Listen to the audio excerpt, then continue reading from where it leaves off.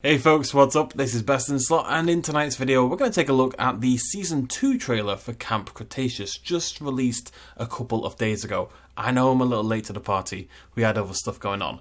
But I've picked out a series of screenshots I think are relevant from the trailer. We're just going to go through them bit by bit. If you haven't seen it already, I will link it down below in the description of this video. I'm not going to include it in this video because this way, maybe I get paid, basically. So there's a couple of interesting things, some new dinosaurs and stuff like, all sorts of new dinosaurs and stuff like that. And we'll get through to the exciting stuff very soon. But first, we must do some place settings. So, at the end of Season 1 of Camp Cretaceous, the kids are trapped on the island. Their caretakers, who were awful, have disappeared. They've been taken away. And Ben has gone missing along with Bumpy, which makes us very sad face. There you go. That's an adorable face. So, we kick things off on Isla Nublar. And, you know, the setting is set, the place is run down, the place is falling apart, as you would kind of expect. It's an abandoned island overrun by dinosaurs. I really do like the continued use of this specific compy right from the Lost World, though. That green colouring, little dashes of yellow, and then the red throat. But as you can see, we do have several other colours knocking around as well.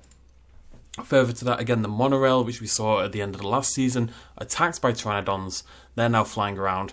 Brachiosaurus is wandering around. Really, the whole point is just to emphasise the idea that the dinosaurs have taken back control of the island, which of course is what we saw in Fallen Kingdom. So, whilst this one isn't going to tie in directly with a film in the way Season 1 could with Jurassic World, Season 2 could do some place setting to set us up for Fallen Kingdom at the very least. Anyways, so the kids are lost, they're tired of running and hiding from dinosaurs and stuff, and they're about to give up when they spot the Innovation Centre. So clearly they've made their way back from the dock area to the Innovation Centre just walking, because of course they took the monorail last time around. And they're all very excited about this. You know, Innovation Centre, maybe they can find a radio or something to radio help back and, you know, not get eaten alive. That sounds like a really good tippity-top plan, really. I'm a big fan of that one. And there they are, they're just exploring Main Street looking for things. Things are cool, things will save your life. So, at this point, and she's holding up what looks like a little guidebook of some description to Jurassic World, and they say the words, we find this thing, we go home. It could just be a radio. I get the feeling that at this point there is a very specific device they've got in mind. We will actually see it later on, it's not just a radio. I think they've come up with something, an idea, a way to get in touch with the mainland and a way to, you know, get them some help. And that's going to be the driving force for at least part of Season 2. Get them to this item, they can radio home, they can get some help. Unfortunately, the T-Rex has some other ideas. Her home has been ruined, her little... Actually, I've just had a theory on the screen we're seeing right here. We'll talk about it again in a second. But this is the T-Rex habitat, of course. This is the T-Rex kingdom. And here we have the, you know, the log sort of viewing area shebang.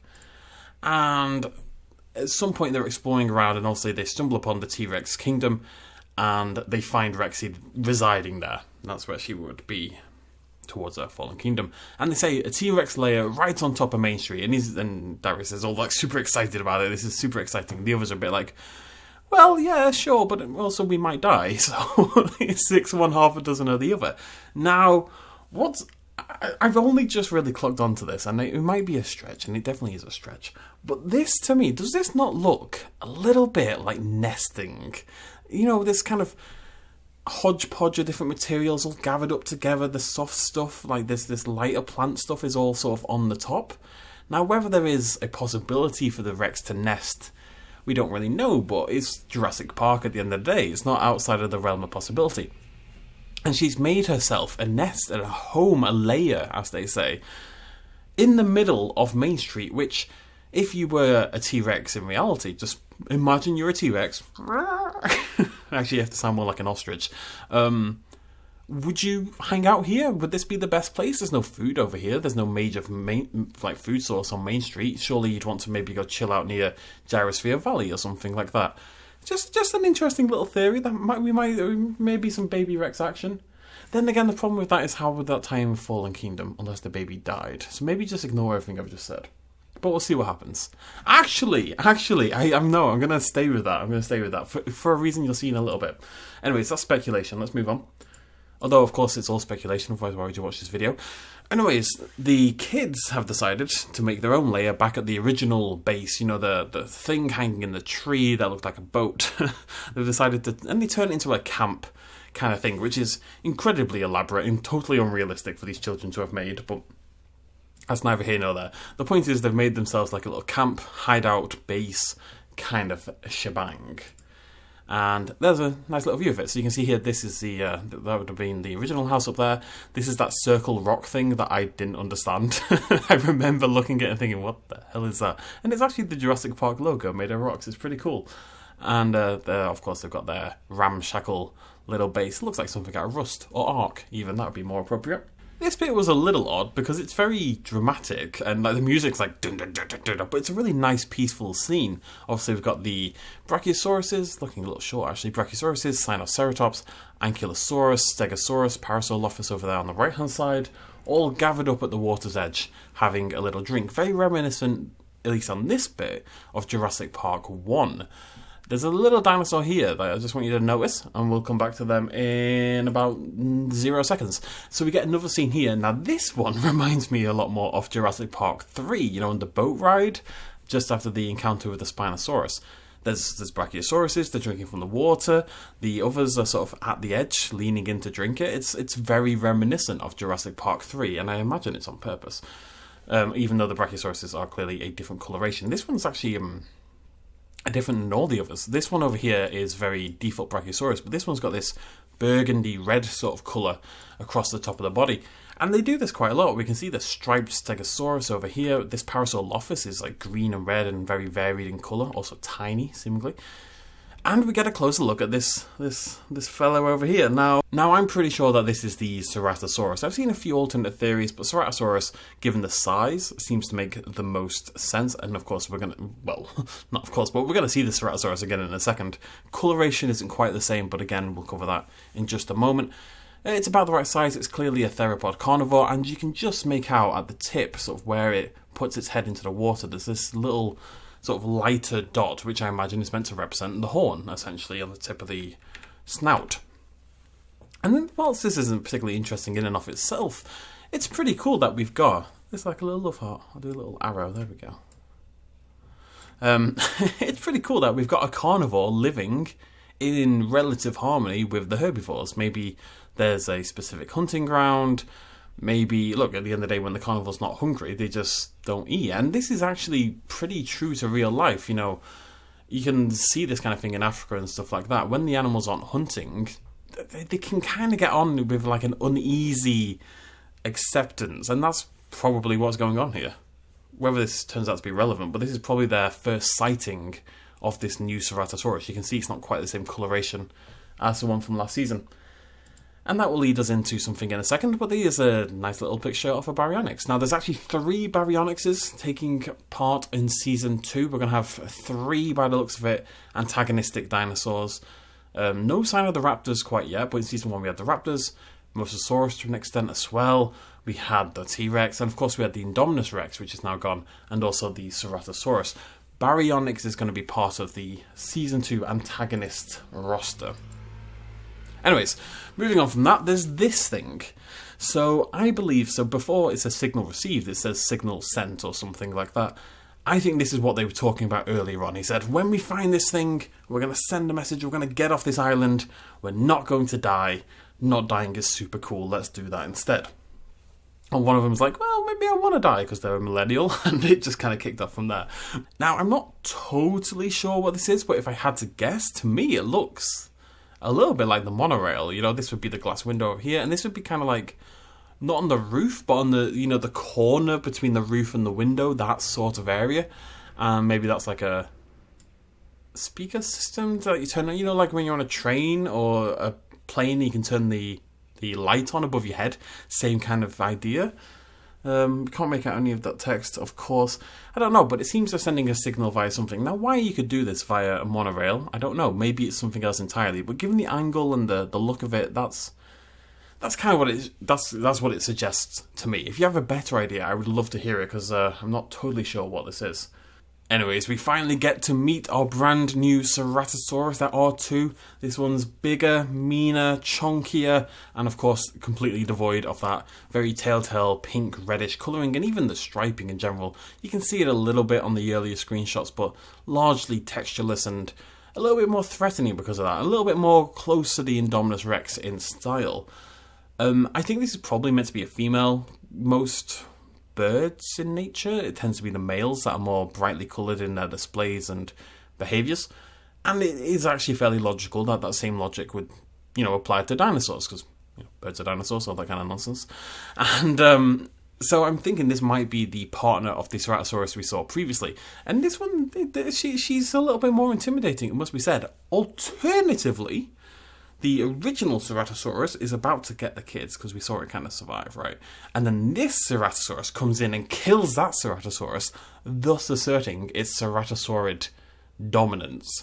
I don't know for sure. I'm going to bet that there are, not necessarily a couple, but there's a male and female variant, essentially, and that this is the female, and along with the Baryonyx will probably be the bigger antagonist, I should say, for the season. Because I think the Rex, given the size, is a little unwieldy. It's more for like a big action set piece.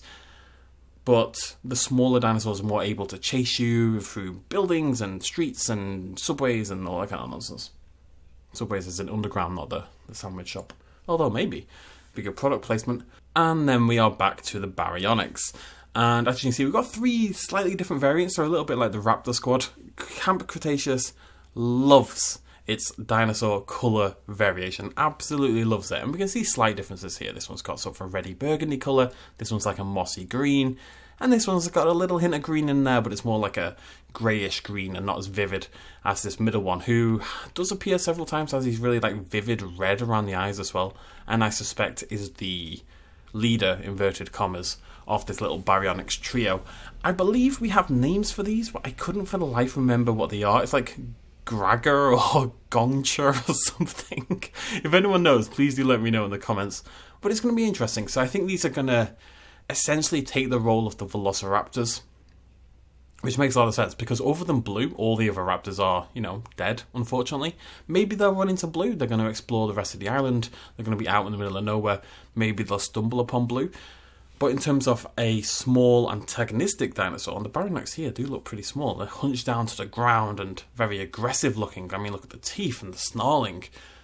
The Baryonyx coming in as that raptor replacement would make sense. So we've got a new Ceratosaurus, we've got a raptor replacement. The T-Rex, which was barely in Season 1, is probably going to replace the Indominus Rex. You can kind of see how they're keeping the same ideas, but just mixing the dinosaurs around a bit to suit the story. And as said, Rexy is going to make a little bit more of an appearance. Kenji here, what's his name, right? I didn't check before I did this videos on the names, so I'm a little worried I've ruined it a little bit. But Kenji here is running away from the Parasaurolophus. Not sure why the Parasaurolophus is chasing Kenji. Maybe it's more like a Jurassic Park 3 situation where there's a herd, they've been scattered because of the presence of the Rex, and they're just kind of bolting it, basically. It looks like the Rex is about to tear the Parasaur into 2, covering Kenji in viscera for the rest of his life and, ruining his soul. But I suspect we don't see it. It wouldn't surprise me if we heard it. Camp Cretaceous, it's not afraid to dabble in a little bit of the horror. But either way, he's running away from a Parasaur. I don't really have much else to add on that one, I'm afraid. Then we go back here. So we're back at Main Street. Now it's nighttime. So that's interesting, because this suggests it takes place quite a lot after their early encounter with what I assume is still Tyrannosaurus Rex. Maybe this is the other Rex. I'm just saying. But I assume this is Rexy. They've gone back to Main Street, but surely they know the T-Rex. This is where she lives. This is where she's laid up in their words. Now maybe they were of the opinion she was trapped there, or I don't know. But they seem to be just sort of standing here in the light of Main Street, and then suddenly Rex is going to appear and eat them. So it seems a bit weird that they're just sort of chilling there, but what are you going to do? They ride a motorbike through the subway, because of course they do, through the maintenance tunnels and such.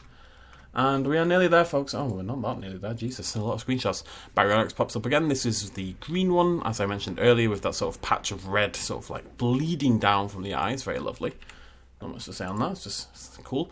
And then this interesting image here. So this is Rexy, of course, in front of the Innovation Centre. I'm assuming this is taking place in a similar situation to that screenshot we saw a couple of screens ago. So Rexy's out onto Main Street. What's interesting, though, is that the Innovation Centre is lit up. It's doing the thing it does, where it shoots this beam of light out into the sky. Chow! And there's lights all on Main Street. You can see Rexy herself is really well lit up. So why is Main Street lit up? Have the kids managed to somehow get the power working again? Because when we see in Fallen Kingdom, of course, there's just no power, there's no energy, and that makes a lot of sense. Have the kids done that to get certain things working? Maybe to get another monorail going, to get the radio working that we saw earlier?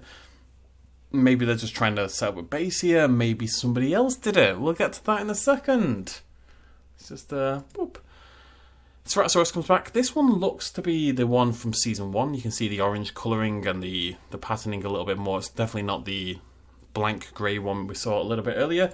Ceratosaurus is about to eat everybody, and then suddenly, pa-chow! Look at that beautiful shot. There's a flare shot onto the screen. I actually think it's a firework, given how it explodes in the next scene. And we hear this little kind of noise, which I think is bumpy. And of course, Ben has arrived to save the day. And that's where it ends. Now, this is, again, nighttime, so you don't really get a sense of the timeline from the trailer. It's all a little bit higgledy-piggledy. I imagine Ben has to be introduced relatively soon. I don't think you spend the entire season dragging it out. I'm thinking episode 3-ish. Maybe this is like the end of episode 2, end of episode 3. Either way, Ben and Bumpy are going to come in and save the day. I'm curious to see how much Bumpy has grown. They did make sure to note that Bumpy was a quick grower. You know, Bumpy grew very, very fast. So we are going to see a much more adult-looking Bumpy. Anyways, that's it for the regular trailer, but some bonus screenshots. Credit to Swerve on YouTube who found these. Basically, by going on the Camp Cretaceous page on Netflix, actually on the Netflix page itself, you can find their own trailer, which is very slightly different than the one on YouTube. So I've just pulled what I think are the few most important shots. This one isn't in particular, but I would like to point out there's this little skull here. There's a T-Rex skull, and it's pretty small. Just saying. Anyways, they're just walking. It's very exciting.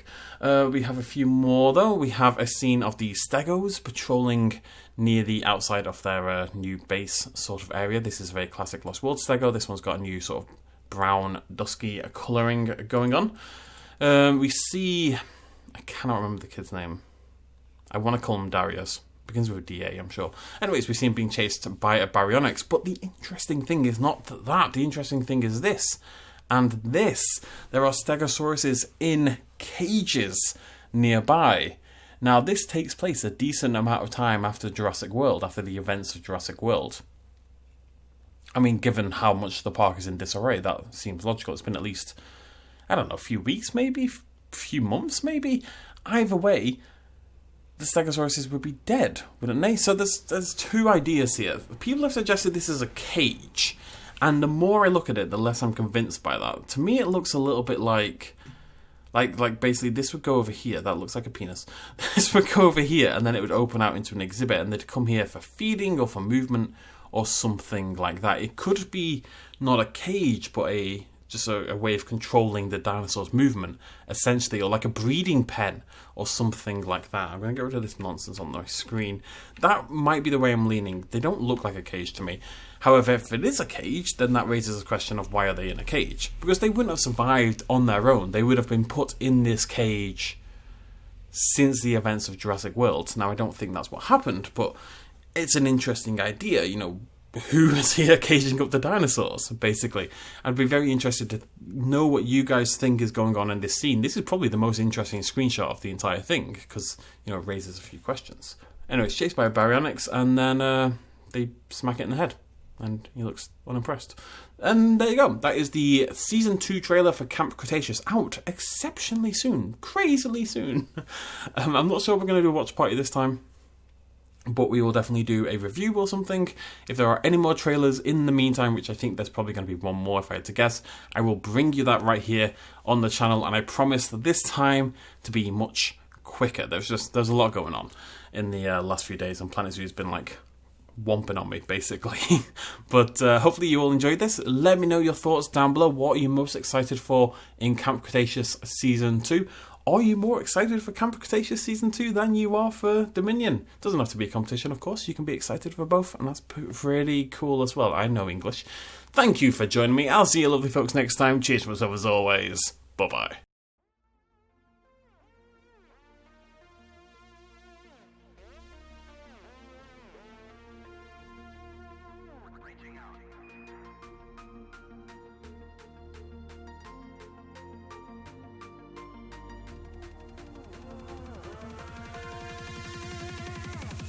Rainbow Road.